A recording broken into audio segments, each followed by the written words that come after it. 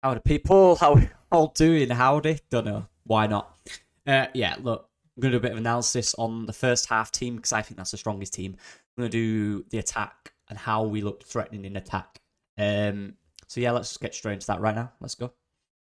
Now, the first attacking thing I'm going to show is actually this bit of play from Milan Milier, where he beautifully takes the ball away from two players. Now, this isn't a great example in terms of what came because you don't want to be in this situation, a goalkeeper. But the idea is right. You want to initiate the press, right? That's the point of this system in many ways. When a team's sitting deep, you want to initiate the press. And we've done that because they have four guys ready to press. Now, what we managed to do is beat that press by taking risks. This was too much of a risk, but it's the same principle. So Elan gets the ball here, beats the press. Now, as a result of beating that press, you're in a situation here. Now, this is where the attacking options comes into it. Now, for me, again, I was looking at body position, and this is only a standout clip. That's where Cree needs to be, just a tad wider. But look, if we wheeled it back a little bit, what we saw was options, right? You had Cree there, who ideally needs to be a little wider to give this guy a little bit more to think about. But the pass was through here. There was that option. Rutter has gone in between the lines. And you notice how narrow we are as a front three. Although I do think Cree should be a little bit wider, just so you can see the whole picture in front of him. And it wouldn't actually change anything in here, apart from leave a bigger gap for Rutter to receive the ball from Hjelde, who decides to go back. But the idea is this: look at the fullback and look at the space the fullback has. So the options now would have been Cree in this area, Rutter in this area, Archie Gray occupying this area. Now you have a guy behind Archie Gray and in between Ayling. He's got to make a decision. These guys are outnumbered in the midfield. It's 3-1, really. If Creed drops, this guy's got to go to him. And this is what I mean by initiating the press, beating the press, and you've got options. And look at the space the fullback has. And this is where fitness is so vital in this system, because the fullback has to be quicker than this guy. He's got to be there in front of him. He's got to anticipate. You've got to know and anticipate where the ball's going to be, where the ball's going to go. And that's an option. Look at the big line he's got down there because of the narrow front three. And this is what I mean with this system. It's very based on players playing it right, or it won't work. And there's three options on here. 1, 2, 3, potentially if he drifts a little wider, and 4 with the switch. And it creates overloads and it creates areas of the pitch to exploit the opponents. Now, another thing, which is what we did, is we went back to recycle the ball, which is fine. All right, you don't always have to go forward. You can slow the game down. You can build the tempo up because before at this point, Monaco had a lot of the ball. This is another situation here. So this is more of a block when the opposition is going to be sitting in the block, which a lot of Championship teams will do. Now, what I like about this is some things. So Jorginho Rutter did make that run. You notice they have a high line. And also, but if you want to play a block that's extremely defensive, you'll play a high line. If you play a deeper line here, you can be on the edge of the box all game. So there's always space in behind if you can do it. And we saw Ampadu do that. I've just been watching from the last clip to this.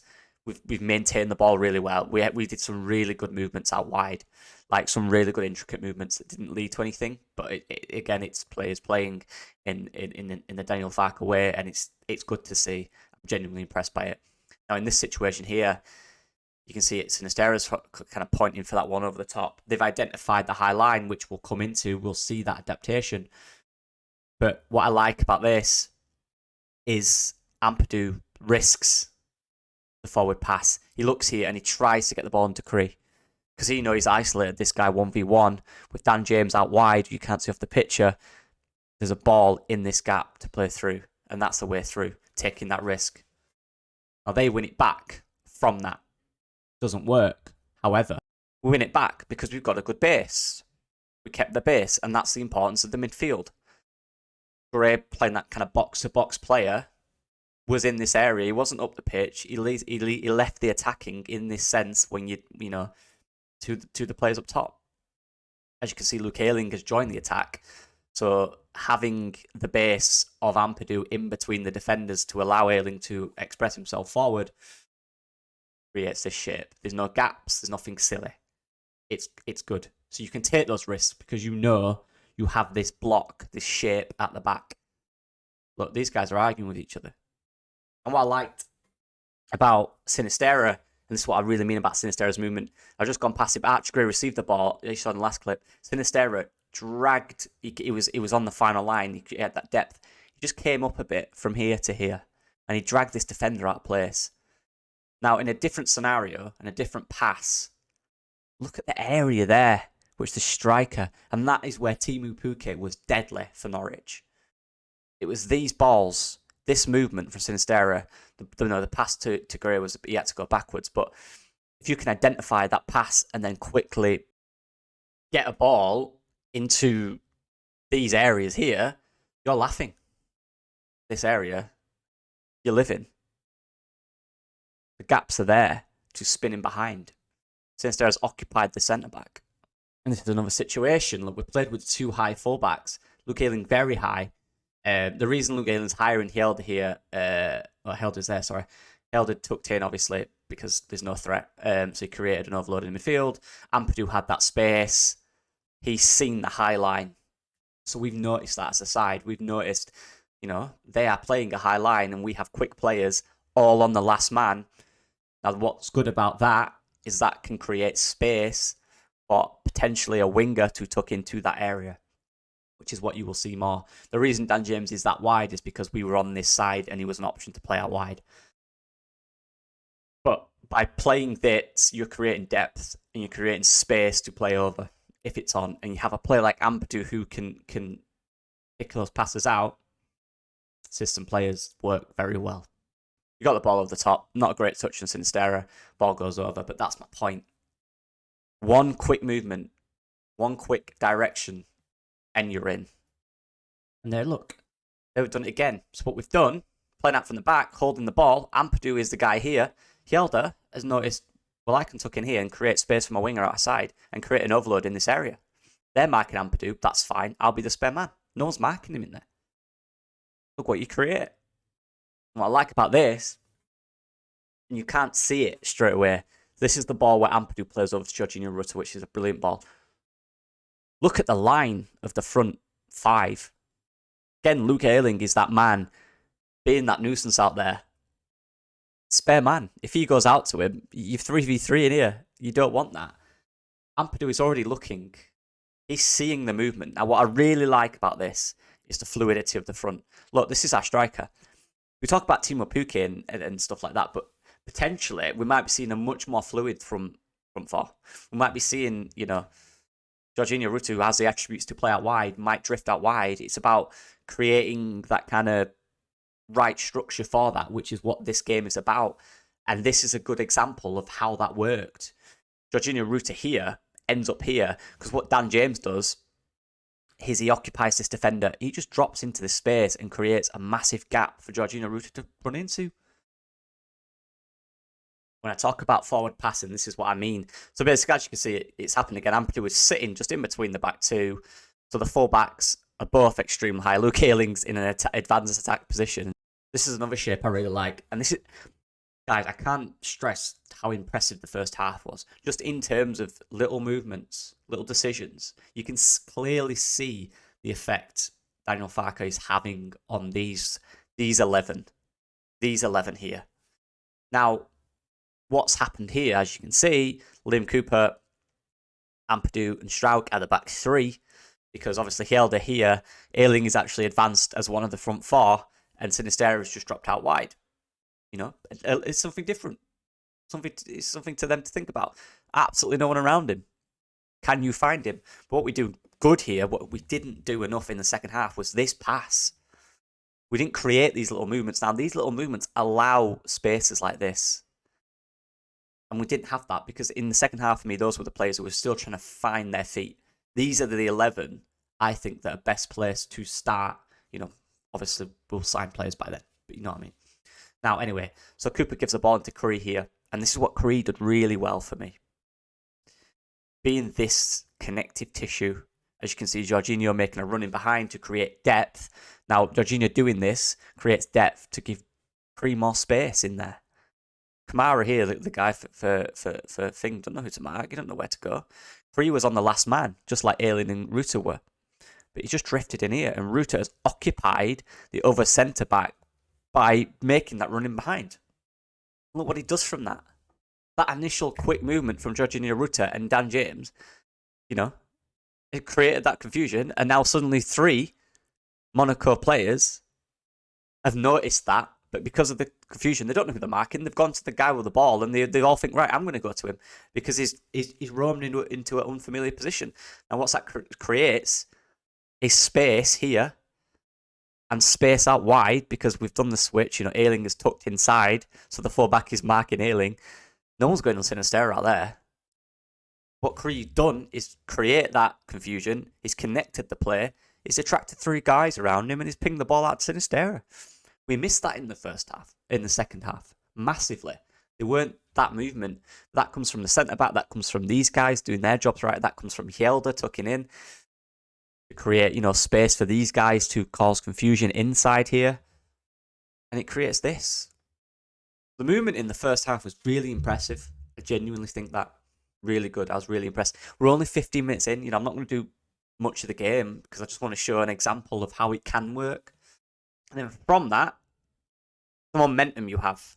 Sinisterra on the ball, he can do whatever he wants here. He can drive at the defender. Luke Ayling's making that run in behind. Look at the space he's got in behind to play a ball through to him. And then in the box, 2v2. And Sinisterra does choose this option. He puts a cross in the box. It just goes over Dan James's head. Of course, on another day, it goes slightly lower. Dan James nods it in or misses. Or you have a striker in there. A cold striker who will score them for days.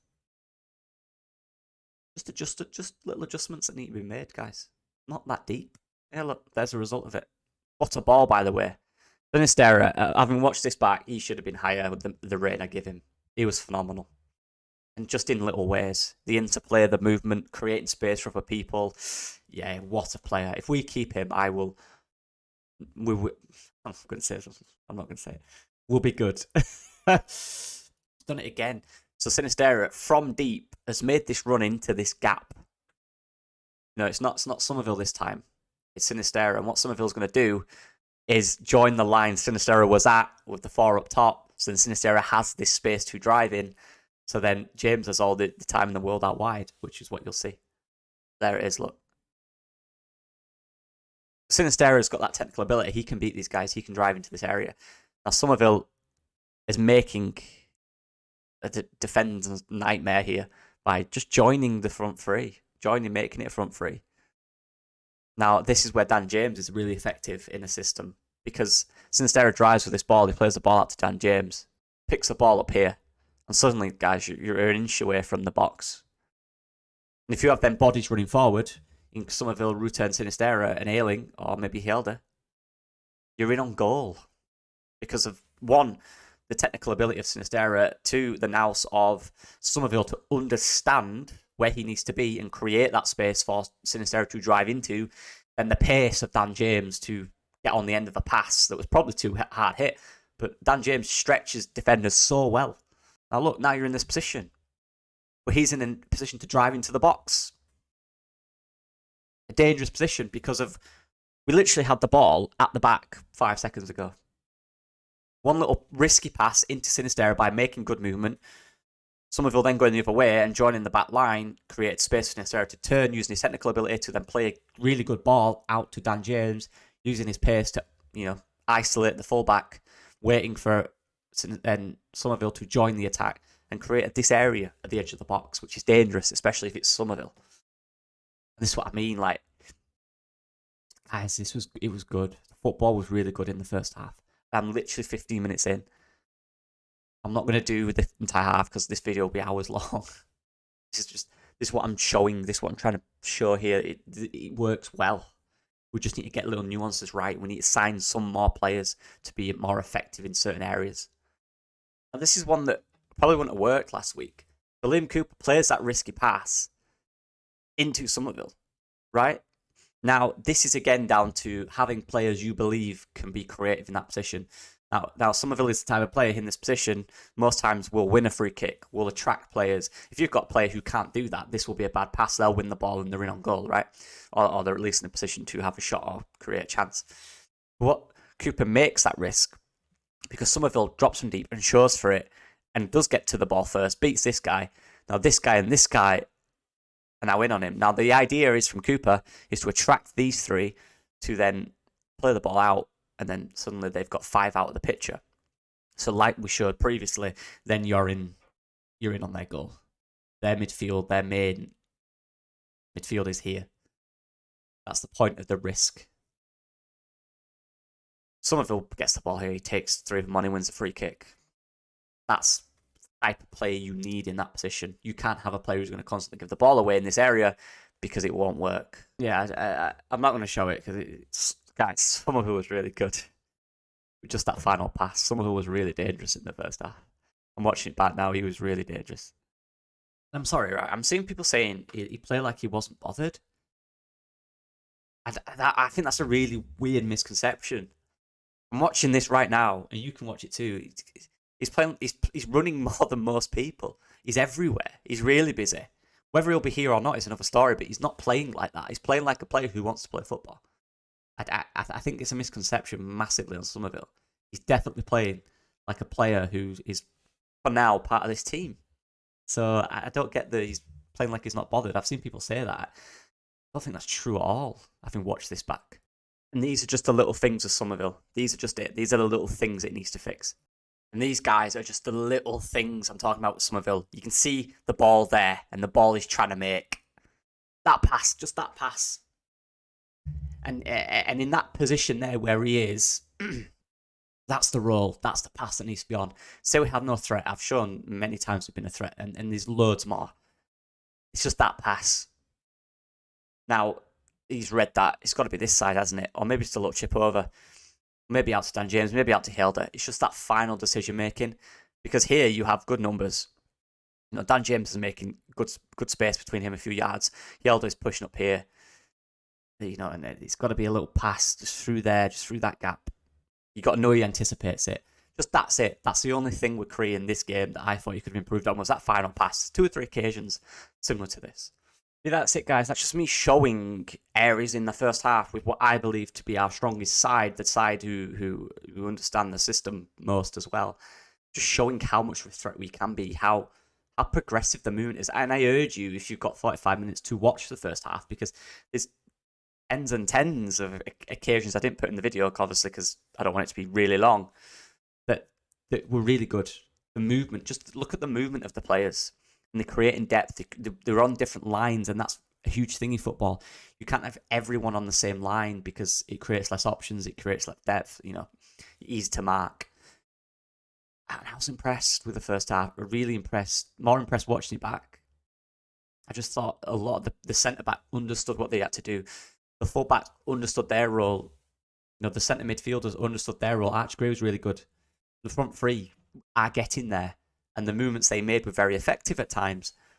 Now, obviously, look, you need signings. This is not about that. This video isn't about that. This is about what I saw from in terms of them playing what Daniel Farker wants them to play. Of course, you need signings. That goes without saying. I was impressed with this. I really was. Just little nuances, just little final things, little things we need to work on. You know, with this side, you know, losing the ball in certain areas, you know, overplaying at times in certain areas, choosing the right option, you know, making them final runs, deciding when to give the ball to certain players. These are things that pre-season is here for. This is the point in pre-season. But look, I was impressed. There's a lot of threat in the team. I disagree with we have 0 attacking threat. We scored 9 last week. People will say that's against Barnsley. This is against Monaco. The gap between Barnsley in terms of below us and Monaco above us is very similar. Monaco are, I think, a mid-table Premier League side. Barnsley are a top League One side who almost got promoted. So, look, we have threat. We do. We have a lot of threat. We just need to channel it and sign 1 or 2 players in those areas who can make that threat more effective in leading into goals.